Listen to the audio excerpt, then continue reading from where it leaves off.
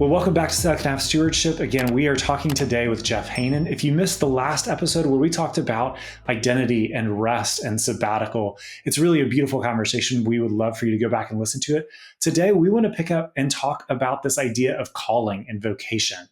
So, Jeff, as we think about calling, vocation, and really discerning where God is leading, what are some crucial things that people need to really wrestle with as we think about calling, whether it's in the midst of work, as we pursue retirement, as we're in retirement? How do we pursue vocation alongside Jesus? Yeah, it's a good question. And calling is itself a very big topic. We've been thinking about this one for a long time, so I'll just go over a few different ideas on that. But I think there's a couple ideas of maybe myths that we need to name with respect to calling. So calling is not just I do what I love, like Jeremiah, Paul, Isaiah, Moses. Like they were called by God, but they didn't just do what they loved. Like that's a very much of an American sort of a framework. God calls people to himself, but that may mean just as much suffering as good times. So there's a little warning there in calling, because we can hear like, that would be my real calling if I just had that perfect life over there. I'm like, that didn't come from the Bible, right? It doesn't necessarily mean my ideal job either, though I do think calling can mean some sort of a mix of how the Lord has made you with what you actually do with your life. And then calling is not only a life stage. Oftentimes calling questions are happening with 20-year-olds thinking, I graduated from college, what's my calling, what should I do, right? I do think there is an importance of talking about calling over a lifetime. Yeah, and particularly in either mid-career or late career or end of career into retirement, of asking sort of what is the Lord calling me to. So those are just a handful of overview ideas, but I think calling really needs to be just this. It's a whole life lived in response to God's voice. So I say that word voice because that's where the root of that is the same root of the word vocation. Vocation and calling are the same word, essentially. One is a Greek root, one is a Latin root. But it really is an entire life lived in response to God's voice. And I think the highest vision of calling is to love God with all of our heart, mind, soul, and strength, and to love our neighbors as ourselves. Like there are universal and common aspects of calling that we share with all believers because God has called us to live in the kingdom. So I think that's the first thing we need to hear before my specific aspect of it. But there are some interesting biblical passages of, boy, he has created you to do good works, which he has laid in advance for you to do, or prepared in advance for you to do, Ephesians 2:10. So there are these little hints in the Bible of God has things laid out before you, but those are always, I would say, subverted to the voice of the caller rather than the call. So it's not like if you do this thing over here and not this thing, you're totally going to miss God. Actually, God is always available to you through his spirit. Like you can always be in relationship with him, whether you choose to work in the nonprofit sector or in private equity. I mean, either one, God will walk alongside you if you want, if you want to walk alongside of him. So there are some aspects of those specific calling that I do think God is calling us to, and that we can over time ask ourselves some questions about what does that voice sound like right now? And then what does it mean practically for how I spend my days and my time, whether that be paid or unpaid work? I do think there are important questions we can ask, and maybe we'll get to those as well. Yeah, no, that's really good. I think even just as a framework of thinking that my first calling is to listen to the Lord. And I think if we come back to several of these topics that we've talked about over the course of this podcast, are my hands open and my ears open to listen to the Lord? Or am I more closed-fisted and say, well, this is my job, so therefore it must be my calling? And I think to have those both in tension of saying, well, yeah, maybe God placed me here, but the caller is always more important. I think that's such a tremendous piece. So let's dive in a little bit more to this idea of calling, vocation, and listening to the Lord. And I think let's dive in maybe more specifically as we are approaching retirement, because I think that transitional piece is often really crucial for our clients to then think, okay, I'm exiting a season of long work. How do I now move into something that's totally new? What are the questions that I need to be asking? So there are things that as we approach the season of retirement, as we approach later in life where we're maybe not have as much energy, or family is more important, or caring for kids and parents, what are some of those things that help us understand maybe where God is leading and calling? Yeah.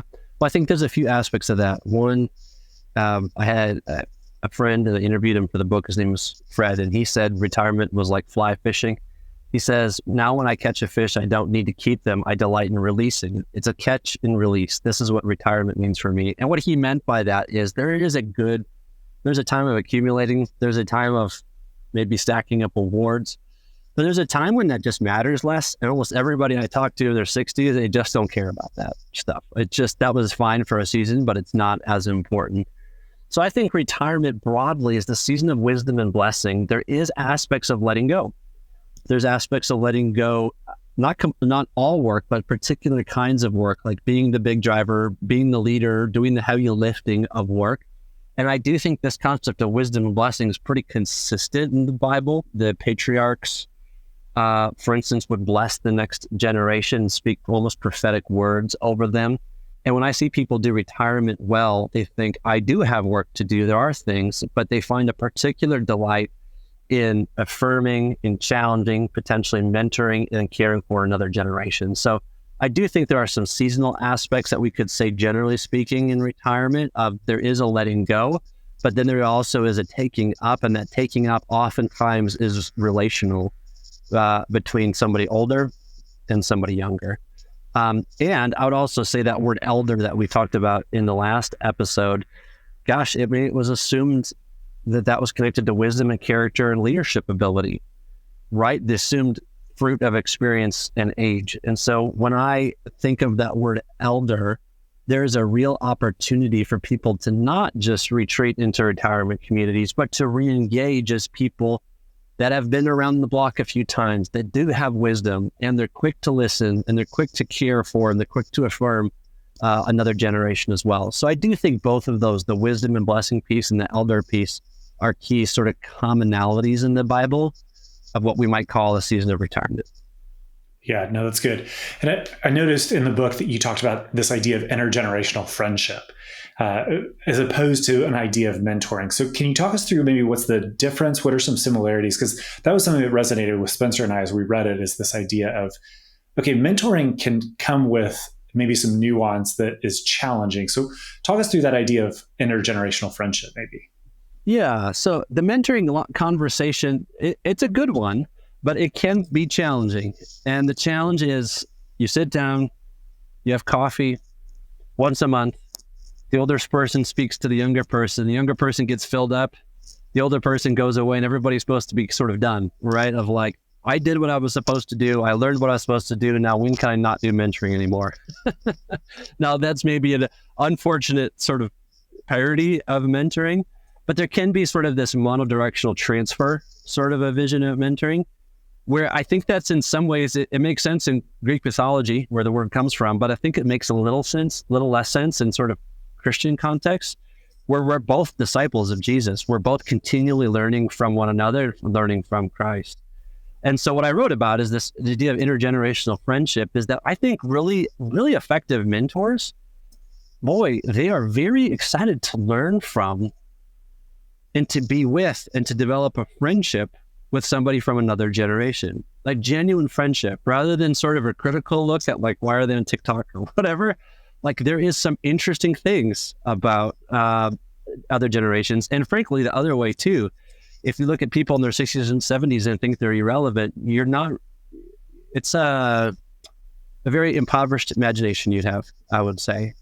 And so I do really think, what is friendship? It is, C.S. Lewis says, it's two people shoulder to shoulder looking out at something together. And so it could be two engineers, one with more experience and one with less experience, that go on a retreat together, right? It could be lots of different contexts, but there's real reciprocity and there's real mutuality in it. And when those friendships happen, it's pretty interesting. I've seen this several times. Actually, a friend of mine, he's only late 40s, but he was interested in learning from the new employees at his company in his early 20s and says, "Oh, you're so smart at this. Tell me how this works." They're analysts at a small company. Immediately, their hearts were open to, this person thinks I'm smart and they're doing something great.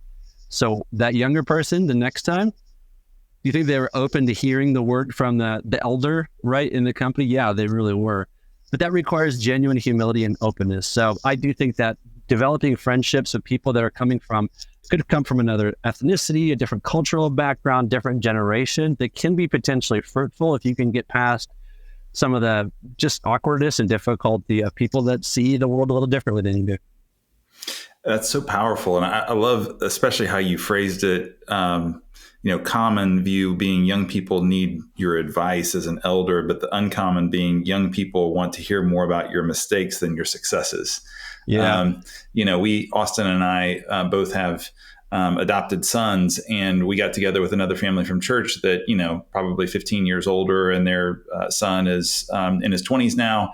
And we could just sit and listen, to the way that they work through life over time, and a lot of mistakes and some successes. And we could look and we could point and we could say, oh, they're still engaged in a great relationship with their son. There's ups and downs. Anytime you go through, adoption, and there's trauma in the background and different things, these kids have been through a lot, but it was just so hopeful for us. But it was more the mistakes that we heard, and we could see them still standing. And so I love that you highlight here, for us, whether we're thinking about mentoring someone, younger, or having that intergenerational relationship, younger or older, that so often it's the mistakes, it's the reality, if we're willing to be vulnerable, that can be so powerful. Yeah. Yeah. I think that opens up thanks for mentioning that. I think it opens up the heart to learning. So when I talk to my kids about, the ways daddy's blown it, I get very quick listeners. If I tell them you need to pick up your room again, I don't think they hear me at all, actually, no matter how many times I say it, right? But it is kind of interesting of like, oh, let me tell you, or let me listen a little bit more about that. But that sort of opens the heart to, even when I share that with my kids, I blew this. I was reflective, and I was thinking about how I might grow the next time. Isn't that kind of what I want for my kids? Rather than just telling them what to do, we kind of want them to experience things, reflect, then grow the next time. I guess I could just try that more myself. So yeah, I think that's an important aspect of mentoring, I guess, as we could call it. Yeah. Yeah. Well, and I just even think one other quick example, I coached my son's high school basketball team, and we got to the end of the season. We're in this tournament, and we're down by 2, and I draw up this play, and the guys didn't get it. They ran it wrong, and we lost the game. But I never had so many eyes on me, so much interest in me after the game when I said, guys, that's on me. I blew it. I've got to do a better job, of it. Like the gravitas and just the relationship I could see in the eyes go so much deeper of like, okay, coach is owning this. He's taking this, on himself. It just, it's not an easy point to come to for a lot of us, especially in kind of those tense moments. But it's so powerful. Yeah. And to our conversation of retirement too, with additional time, there can be lots of opportunities to develop real friendships, right? With your kids and maybe babysitting, which I'm sure a lot of grandparents do, right? But also with people at your church or in your community, you do have that opportunity to develop friendship and to care for and to listen well to other people. It could be, if you decide to make that a part of your vocation, that could be a beautiful aspect of the way that you give in the next season, rather than thinking about what's my next entertainment thing. You think about who's in my life that I can listen to and care for and support. Now we're getting closer to a biblical view of retirement. Yeah. Well, and what I love about that so much is it blows up this fractured view of community where, okay, we have elders over here, they maybe have moved into a retirement community, and we've got the younger families over here, and they kind of all gather together. It's really, in that sense, you have to have a multi-generational actual community of believers where there's interaction across generations, interactions across lines of people, that isn't just, okay, all of my working professionals are in this silo, all of my elders are in this silo. I love that idea because it seems like it produces maybe more of a biblical view of what a community should look like. Has that been something you've seen when you've seen intergenerational friendship well? Yeah. I just had a thought. I would love to see more of that.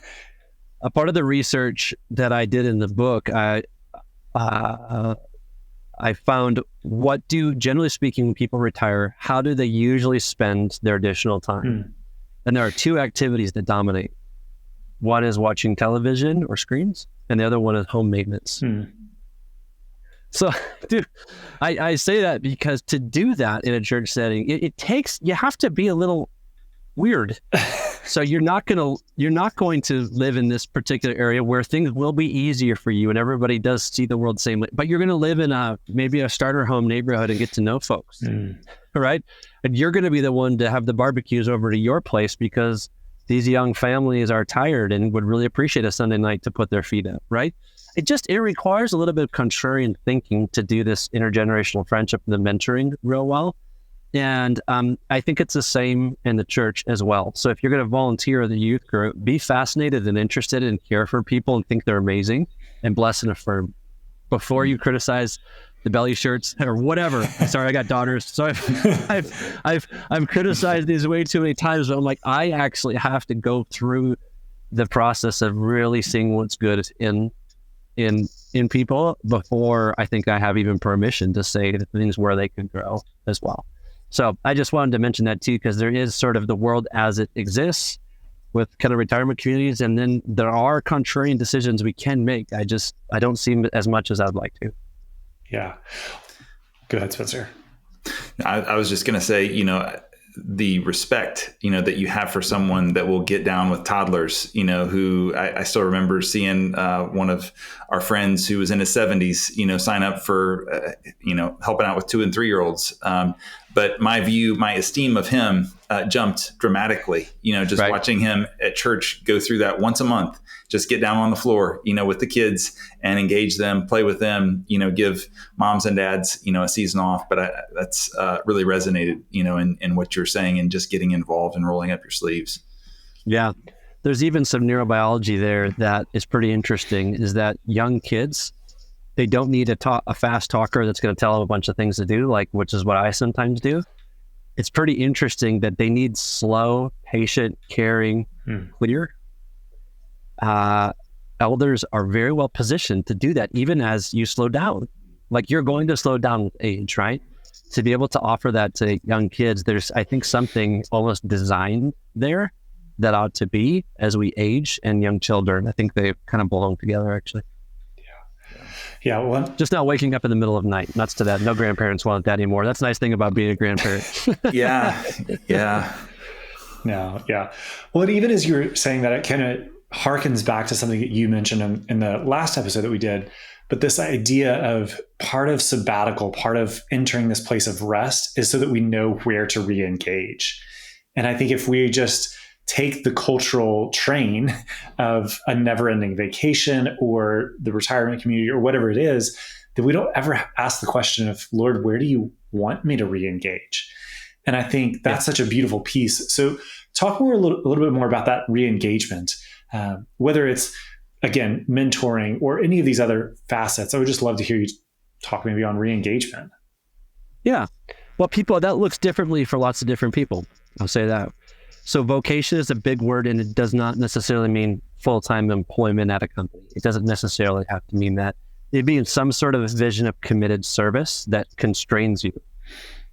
And so, for instance, I've heard this from several folks, I don't want to commit to that because I want to have my options open, and I always had to have that. But there's the most important things in your life are your commitments, right? My commitment to my wife, my commitment to my kid. Those aren't going anyway, and they're how I organize my life. So if you want to have meaningful work later in life, make commitments that constrain your travel schedule or say there are things I can't do, right? Now, I'll say that could be full-time work. It could be completely volunteering. It could be part-time. It could be sitting alongside somebody as they're dying of cancer. It could be caring for grandkids. It could be lots of stuff depending on where the Lord is leading.